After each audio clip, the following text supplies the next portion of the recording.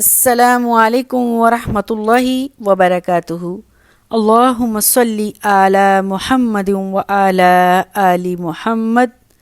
سلام ہے اللہ کے نبی صلی اللہ علیہ وسلم پر،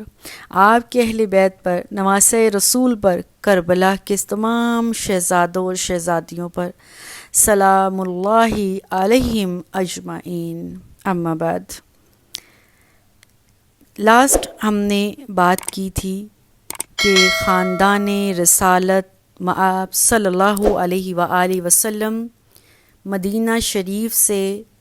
کیوں نکلے، مدینہ کو کیوں چھوڑا اور کہاں پر آ کے انہوں نے پڑاؤ کیا۔ تو خاندان رسالت نے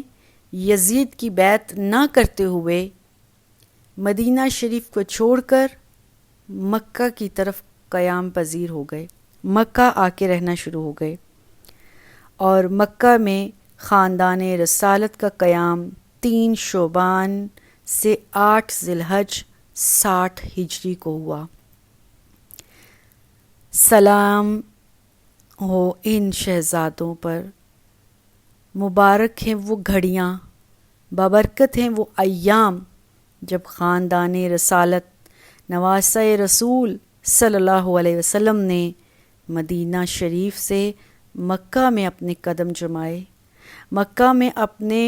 وجود اطہر سے مکہ کی گلیوں کو، بازاروں کو مطہر کیا، خوشبودار کیا۔ سلام ان لوگوں پر جنہوں نے ان خاندان رسالت مآب صلی اللہ علیہ وسلم کی ان دنوں میں بیعت کی، جنہوں نے ان کی بات پر، ان کے کلام پر آمین کہا۔ اب قسط نمبر 2، مکہ کے قیام کے دوران ہی جب امام حسین رضی اللہ تعالیٰ عنہ نے مکہ سے آگے کا سفر باندھنے کا ارادہ خاندان میں ظاہر کیا،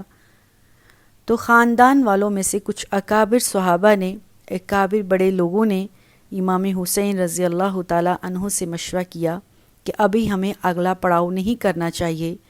سب سے پہلے ہمیں دمشق والوں کی خبر لینی چاہیے۔ کیا جو خطوط آئے ہیں، کیا وہ سارے کے سارے خطوط دمشق سے یزید ہی کی طرف سے آئے ہیں یا کوئی پروپیگنڈا کر رہا ہے؟ دراصل جب اللہ کے نبی صلی اللہ علیہ وسلم کے یہ شہزادے امام عالی مقام امام حسین رضی اللہ تعالیٰ عنہ مکہ شریف میں آباد ہوئے تھے، تو ابھی 2 دن ہی نہیں گزرے تھے کہ امام عالی مقام رضی اللہ تعالیٰ عنہ کو یزید کی طرف سے ایک خط ملا، اور اس خط میں کم و بیش 1 بندے سے لے کر 4 لوگوں تک دستخط تھے، اور اسی طرح سے ابھی 2 دن اور نہیں گزرے تو اور خطوط آئے۔ کچھ ہی دنوں میں 50 سے زیادہ خطوط آ گئے تھے یزید کی طرف سے، اور ان سب خطوط میں امام عالی مقام امام حسین رضی اللہ تعالیٰ عنہ پر دباؤ تھا کہ وہ یزید ملعون کی بیعت کریں، نعوذ باللہ من ذالک۔ جب تک امام عالی مقام امام حسین رضی اللہ تعالیٰ عنہ مکہ میں رہے، اور یہ تقریباً 4 ماہ سے زیادہ کا عرصہ، اس دوران یزید کی طرف سے مسلسل خطوط آتے رہے، اور وہ خطوط کی تعداد کافی زیادہ ہو گئی تھی۔ اسی لیے امام حسین رضی اللہ تعالیٰ عنہ نے ان تمام خطوط کے بدلے میں صرف ایک خط لکھا۔ جو حق پر ہوتے ہیں ان کو اپنے الفاظ ضائع کرنے کی ضرورت نہیں ہوتی ہے۔ شیر، اسد اللہ، بہادر، اللہ کے نوجوان مجاہدوں کو صرف ایک للکار کی ضرورت ہوتی ہے، اور گیدڑ بھمکتے رہتے ہیں، بولتے رہتے ہیں۔ امام عالی مقام رضی اللہ تعالیٰ عنہ نے یزید کے کسی خط کی پرواہ نہیں کی، صرف ایک خط لکھا،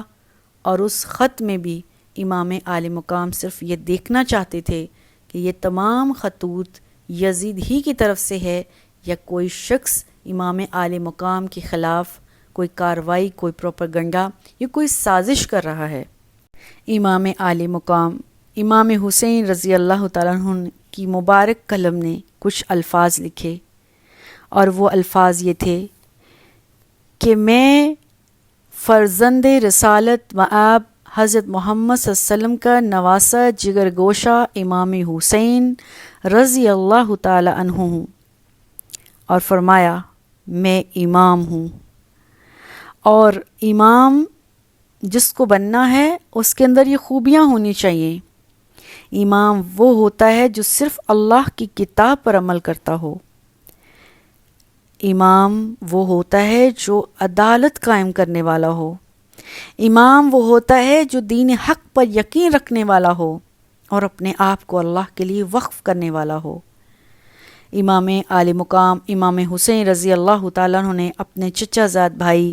مسلم بن عقیل کو وہ خط دیا اور ان کو دمشق کی طرف روانہ کر دیا تاکہ وہ دمشق جا کر وہاں کے حالات کا جائزہ لیں اور امام عالی مقام کو آ کر بتائیں کہ وہاں لوگوں کے کیا حالات ہیں، کیا وہاں کے سارے لوگ بھی یزید کے ہاتھوں میں بک چکے ہیں، یزید کے ہاتھوں پر بیعت کر چکے ہیں، یا آج بھی لوگوں کے دل کے اندر ایمان کی کوئی ایک چمک اور ایک چنگاڑی زندہ ہے۔ حضرت مسلم بن عقیل رضی اللہ تعالیٰ عنہ بڑے ہی خفیہ طور پر مکہ شریف سے نکلے اور دمشق کا سفر طے کیا۔ حضرت مسلم بن عقیل رضی اللہ تعالیٰ عنہ نے 15 رمضان کو خفیہ طور پر جب دمشق کی طرف گئے تو حضرت مسلم بن عقیل 5 شوال کو 60 ہجری کوفہ پہنچ گئے۔ کوفہ میں جب امام عالی مقام رضی اللہ تعالی عنہ کے بھیجے گئے کارندے یعنی حضرت مسلم بن عقیل 5 شوال کو پہنچے تو کوفہ میں مختار بن ابی عبیدہ ثقفی نے رضی اللہ تعالیٰ عنہ سلام اللہ علیہ، انہوں نے مسلم بن عقیل کو بہت ہی عزت سے استقبال سے اپنے گھر میں خفیہ طور پر پناہ دی۔ حضرت مسلم بن عقیل نے جب مدینہ پہنچے، حضرت مسلم بن عقیل جب کوفہ پہنچے تو لوگوں کو اطلاع ہوئی، لوگ خفیہ طور پہ آہستہ آہستہ کر کے حضرت مسلم بن عقیل کے پاس پہنچے، اور جب سارے لوگ آئے تو امام حسین رضی اللہ تعالیٰ عنہ کا خط مسلم بن عقیل نے پڑھ کے لوگوں کو سنایا۔ لوگوں نے امام حسین کی غائبانہ طور پر بیعت کی اور حضرت مسلم بن عقیل کے ہاتھ پر ان کو گواہ بناتے ہوئے امام حسین کی بیعت کر لی۔ مورخین لکھتے ہیں کہ امام حسین کا خط پڑھ کر سنانا ہی تھا کہ 12,000 لوگ امام عالی مقام امام حسین کے ہاتھ پر بیعت کر چکے تھے۔ بعض مورخین لکھتے ہیں کہ 18,000 اور بعض مورخین لکھتے ہیں کہ 30,000 افراد نے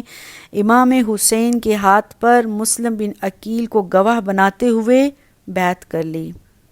اور ساتھ ہی ساتھ انہوں نے مسلم بن عقیل کو گواہ بنا کر یہ وعدہ کیا کہ وہ امام حسین رضی اللہ تعالیٰ عنہ کا پورا ساتھ دیں گے۔ اس کے بعد حضرت مسلم بن عقیل نے ایک خط امام حسین رضی اللہ تعالیٰ عنہ کو مکہ کی طرف لکھا، اور اس میں لکھا کہ یہاں بہت زیادہ کثرت سے لوگ آپ کے ہاتھ پر بیعت کر چکے ہیں، اور وہ یہ اصرار کر رہے ہیں کہ امام عالی مقام امام حسین رضی اللہ تعالیٰ عنہ کوفہ تشریف لے آئیں، وہ آپ کے ہاتھ پر بیعت کر کے آپ سے مستفید ہونا چاہتے ہیں۔ اور یہ بہت ہی بڑی خوشخبری تھی، چنانچہ یہ خط حضرت مسلم بن عقیل نے امام حسین رضی اللہ تعالیٰ عنہ کو مکہ کی طرف بھیج دیا۔ یزید کو جب یہ خبر پہنچی کہ حضرت مسلم بن عقیل مختار بن ابی عبیدہ ثقفی کے ہاں ہیں، تو اس میں مختار بن عبیدہ کو پکڑ لیا اور اس کو سخت سزائیں دی، اور ساتھ ہی ساتھ اس نے لوگوں کو ورگلانا شروع کر دیا۔ ان دنوں میں کوفہ میں حضرت نعمان بن بشیر ایک بڑے ہی معتبر اور اکابر صحابہ میں سے صحابی تھے، یہ دمشق میں امیر تھے، اور اس کو یزید نے اس کی امیریت سے، اس کی خلافت سے ہٹا کر ایک اور گورنر عبید اللہ بن زیاد المنصور کو کوفہ کا گورنر بنا دیا۔ یہ عبید اللہ بن زیاد ان دنوں میں بصرہ کا امیر ہوا کرتا تھا، لیکن چونکہ یزید کو پتہ تھا کہ عبید اللہ بن منصور مشہور ہے اپنی دغا بازیوں میں، اس نے حضرت نعمان بن بشیر رضی اللہ تعالیٰ عنہ کو ہٹا کر عبید اللہ بن زیاد کو کوفے کا گورنر بنا دیا، اور عبید اللہ بن منصور پر یہ حکم صادر کیا کہ جتنے بھی لوگ امام حسین رضی اللہ تعالیٰ عنہ کے لیے بیعت کر چکے ہیں ان سب لوگوں کو ڈرایا جائے، دمکایا جائے اور ان کو لالچ دیا جائے۔ چنانچہ عبید اللہ بن زیاد نے لوگوں کو ڈرانا شروع کیا، اور ان لوگوں نے حضرت مسلم بن عقیل کو بھی پکڑ لیا۔ دراصل جب اتنے زیادہ لوگ مسلمان ہو گئے، اتنے زیادہ لوگ بیعت کر چکے تھے امام اعلی مقام پر، تو یہ ڈر لگا یزید کو، اور یزید ہمیشہ سے ڈر پھوک ہوا کرتا ہے، اللہ کے شیر ہمیشہ بہادر ہوا کرتے ہیں۔ چنانچہ ابن زیاد نے لوگوں کو ڈرانا، دبکانا اور لالچ دینا شروع کر دیا، اور بہت سے لوگوں کو منحرف کیا، قتل کرنے کی دھمکی دی، اور دیکھتے ہی دیکھتے وہ 12 یا 18 ہزار لوگ جو امام عالی مقام کے ہاتھ پر بیعت کیے ہوئے تھے، انہوں نے اپنی بیعت سے منحرف ہونا شروع کر دیا۔ اس قدر کثرت تعداد تھی کہ مسلم بن عقیل کے ساتھ ابھی بھی 18 ہزار لوگ تھے۔ جب یہ بات مسلم بن عقیل نے دیکھی کہ ابن زیاد یزید کے کہنے پر لوگوں کو منحرف کر رہا ہے، امام عالی مقام کے ہاتھ پر جن لوگوں نے بیعت کی ہے ان کو قتل کی دھمکیاں دے رہا ہے، تو مسلم بن عقیل بھی اللہ کا شیر تھا رضی اللہ تعالیٰ عنہ۔ انہوں نے 18 ہزار کے لشکر کے ساتھ ابن زیاد کے گھر پر، ابن زیاد کے محل پر چڑھائی کر دی۔ 18 ہزار کا لشکر دیکھ کر یزید اور اس کے چیلوں کی اور ابن زیاد کی ہوا اکھڑ گئی۔ اس وقت ابن زیاد کے پاس صرف 30 سیکیورٹی گارڈز تھے۔ حضرت مسلم بن عقیل نے بہت ہی زیادہ بہادری سے ان سب کا مقابلہ کیا، لیکن ابن زیاد کو چلاکیاں آتی تھیں۔ اس نے اپنے گارڈوں کے ذریعے وہ 30 ہزار کے لشکر کے اندر پھوٹ ڈلوا دی، سب کو لالچ دیا، سب کو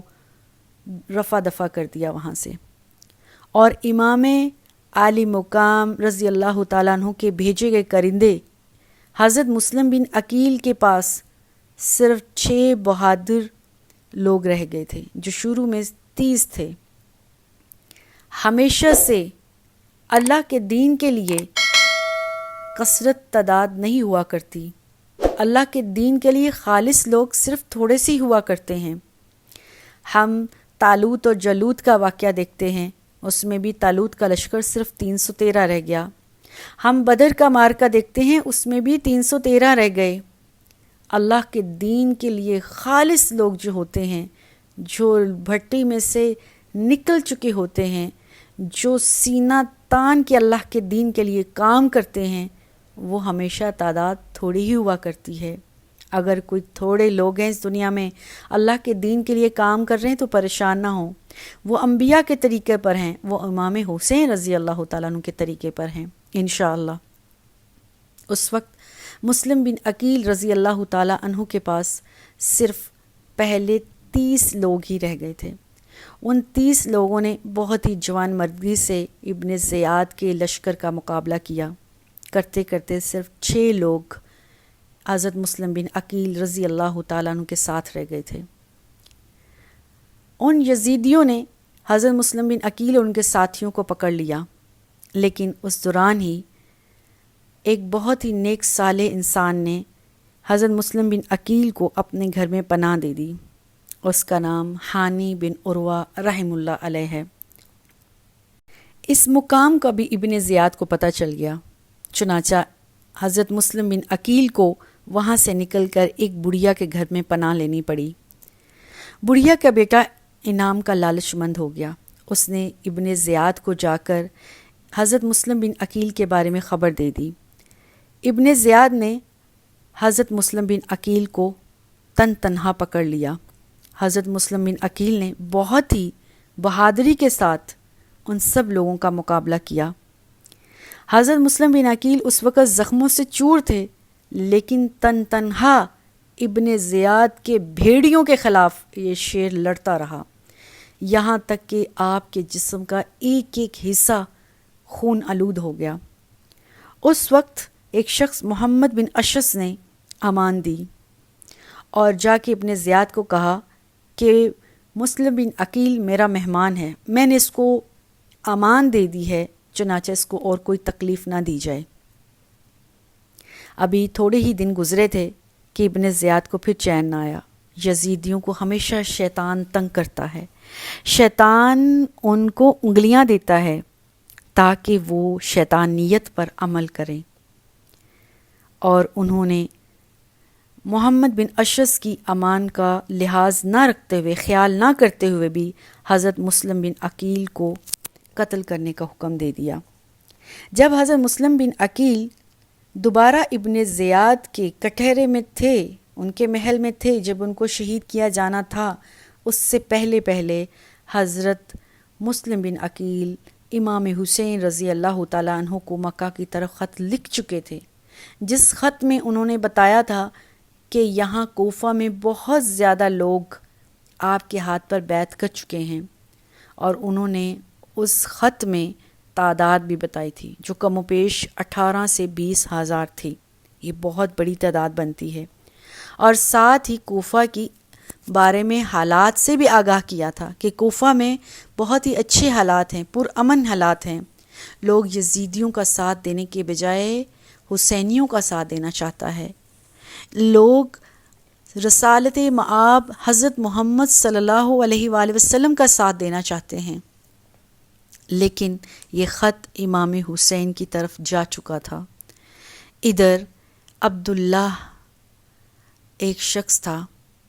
اس نے حضرت مسلم بن عقیل کے بارے میں ابن زیاد سے سفارش کی، لیکن ابن زیاد کے سر پر خون سوار تھا، یزیدیت سوار تھی اور شیطانیت سوار تھی۔ اس نے مسلم بن عقیل رضی اللہ تعالیٰ عنہ کو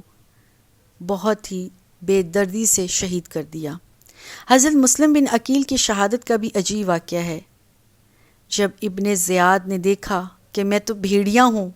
مجھ سے اتنا بڑا شیر کیسے کام آئے گا، کیسے گرفتار ہوگا، میں اس کا کیسے محاصرہ کروں گا، یہ شیر جو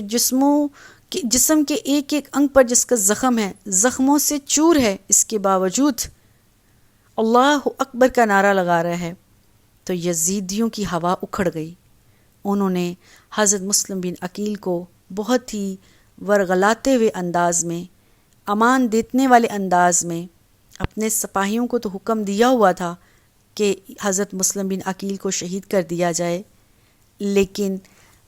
اللہ کے اس بندے کے ساتھ بہت ہی ہمدردی والا سلوک کیا، بہت ہی محبت والا سلوک کیا، اور حضرت مسلم بن عقیل کو اس انداز سے شہید کیا گیا کہ لوگ یہ نہ سمجھیں کہ حضرت مسلم بن عقیل کو شہید کر دیا گیا ہے، لوگ یہ سمجھیں کہ حضرت مسلم بن عقیل کی حادثاتی طور پر شہادت ہوئی ہے، موت ہوئی ہے۔ حضرت مسلم بن عقیل کو ابن زیاد کے محل میں لے جایا جا رہا تھا، اور ان کو بالکونی سے اوپر والے حصے سے نیچے کی طرف گرا دیا گیا۔ حضرت مسلم بن عقیل کے جوڑ ہڈیاں ٹوٹ گئی۔ ان کافروں نے، ان بزدلوں نے، ان شیطانیت کے لوگوں نے پھر بھی حضرت مسلم بن عقیل کو نہیں بخشا، ان کی ہڈیوں کے اوپر مزید ظلم کیا، ان کے ساتھ مزید ناروا سلوک کیا، جو کہ بیان کرنے سے بھی قاصر ہے۔ یہاں مکہ میں امام عالی مقام امام حسین رضی اللہ تعالی عنہ کے دل میں بہت زیادہ تکلیف ہو رہی ہے۔ وہ سمجھ رہے ہیں کہ حضرت مسلم بن عقیل میرے چچا زاد بھائی کے ساتھ کچھ اچھا سلوک نہیں ہو رہا۔ وہ جان چکے تھے یزیدیوں کا مقصد کیا ہے، وگرنہ اتنے خطوط کبھی بھی نہ وہ لکھتے۔ وہ بے چین تھے، بجائے یہ کہ امام حسین رضی اللہ تعالیٰ عنہ حضرت مسلم بن عقیل کا انتظار کرتے کہ وہ کوئی اطلاع لے کر آئیں گے، آپ نے اپنے اہل خانہ کو، اپنے گھر والوں کو کوفہ کی طرف چلنے کا حکم دے دیا، کیونکہ آپ کے دل جان چکے تھے کیونکہ آپ نواسہ رسول ہیں صلی اللہ علیہ وآلہ وسلم۔ وہاں میرے بھائی مسلم بن عقیل کے ساتھ کیا ہوا ہے یہ امام عالی مقام امام حسین رضی اللہ تعالیٰ عنہ سمجھ چکے تھے۔ اب امام حسین رضی اللہ تعالیٰ عنہ نے اور آپ کے اہل بیت نے، خاندان رسالت نے مکہ سے کوفہ کی طرف سفر باندھ لیا۔ وہ وقت بھی کیا عجیب ہوگا، مکہ کی گلیاں بازار ایک دفعہ پھر روئے ہوں گے۔ پہلے جب میرے آقا و مولا حضرت محمد صلی اللہ علیہ وسلم ان کافروں سے ستائے ہوئے مدینہ ہجرت کر کے چلے گئے تھے، مکہ کو چھوڑ کے گئے ہوں گے، تب مکہ کے گلیاں بازار روئے ہوں گے۔ انہوں نے اللہ کے نبی صلی اللہ علیہ وسلم سے التجائیں کی ہوں گی، ان کافروں کے بارے میں بد دعائیں کی ہوں گی۔ اب جب خاندان رسالت کا آخری چشم و چراغ بھی، نواسہ رسول بھی مکہ کو الوداع کر کے جا رہے ہوں گے، تو مکہ کی گلیاں بازار، وہاں کے لوگ، وہاں کے اکابر لوگ، وہاں کے سردار لوگ آپ کی منتیں کر رہے ہوں گے، آپ کے لیے آنسو بہا رہے ہوں گے۔ اور مورخین لکھتے ہیں کہ تمام مکہ والے بالکل یہ نہیں چاہتے تھے، حج کا دور تھا، بہت سے حاجی حج کے لیے آ گئے تھے اور سب یہ چاہتے تھے جیسے میرے نبی صلی اللہ علیہ وآلہ وسلم نے حج کا خطبہ دیا تھا، حجۃ الوداع کا خطبہ دیا تھا، اور اس کے بعد میرے نبی صلی اللہ علیہ وسلم یہ فرما چکے تھے الیوم اکملت لکم دینکم واتممت علیکم نعمتی ورضیت لکم الاسلام دینا۔ آج میں نے تمہارے اوپر تمہارا دین مکمل کر دیا ہے، اللہ نے تمہارے لیے دین اسلام کو پسند کر لیا ہے۔ اور اس کے بعد میرے حضرت محمد صلی اللہ علیہ وسلم آقا و مولا جناب رسالت مآب حضرت محمد صلی اللہ علیہ وسلم اس دنیا میں زیادہ نہ رہے، اس دنیا سے اگلی دنیا میں رخصت فرما گئے۔ سیم اسی طرح نواسہ رسول صلی اللہ علیہ وآلہ وسلم حج کی مبارک ایام کو چھوڑ کر، کس کا دل چاہتا ہے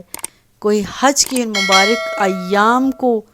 اللہ کے گھر سے، ان مبارک جگہوں سے کسی اور دنیا کے کونے کی طرف جائے؟ ہر شخص کا کلیجہ کٹ جاتا ہے، اس کا کلیجہ منہ کو آ جاتا ہے۔ کس دل کے ساتھ، کس جگرے کے ساتھ خاندان رسالت نے کوفہ کی طرف سفر باندھا ہوگا۔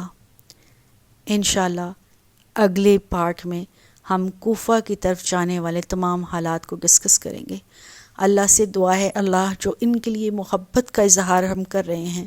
سلام اللہ علیہم اجمعین، اللہ یہ ہماری قبول کرے، آمین۔ السلام علیکم ورحمۃ اللہ وبرکاتہ۔